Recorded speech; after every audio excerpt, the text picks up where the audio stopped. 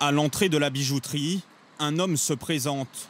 Il est déguisé en rabbin pour ne pas éveiller les soupçons. Ce matin-là, c'est Paul Pinto, un proche des bijoutiers, qui ouvre la porte. J'ai à peine entrevu la personne, mais j'avais déjà commencé à ouvrir la porte. Donc elle s'est présentée tout de suite, elle s'est glissée à l'intérieur.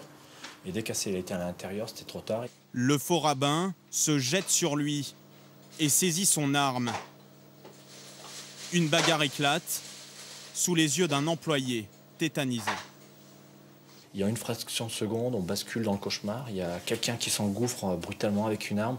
Et en réalité, on n'est pas maître de la situation. On n'a que des réflexes.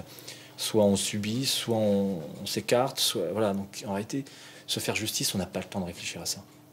Finalement, Paul Pinto arrive à maîtriser son agresseur et le repousse même en dehors de la boutique. L'homme s'enfuit. Il sera interpellé quelques jours plus tard avec 2 complices. Ils sont désormais en prison après plusieurs braquages de ce type.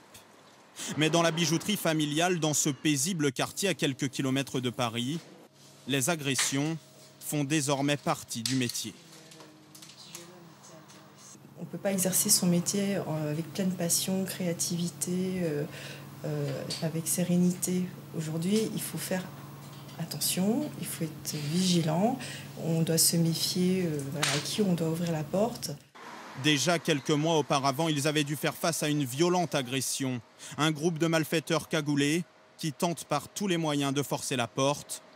Ils n'y sont pas parvenus. Au total, en 3 ans, la bijouterie de quartier a été la cible de 3 attaques. Alors dans la devanture, les montres remplacent peu à peu les bijoux en or. On va dire en termes de valeur marchandise, oui, il y a moins de bijoux qu'avant. Moins de tentations en vitrine et plus de sécurité dans la boutique, des caméras et des verrous de plus en plus nombreux. Ça coûte cher. Vous êtes protégé comme une banque ? Presque. Et pourtant, c'est pas la même valeur, si vous voulez. Des braquages à répétition qui ont sans doute eu raison de la passion des City pour la bijouterie. Ils cherchent un repreneur et envisagent désormais de fermer boutique.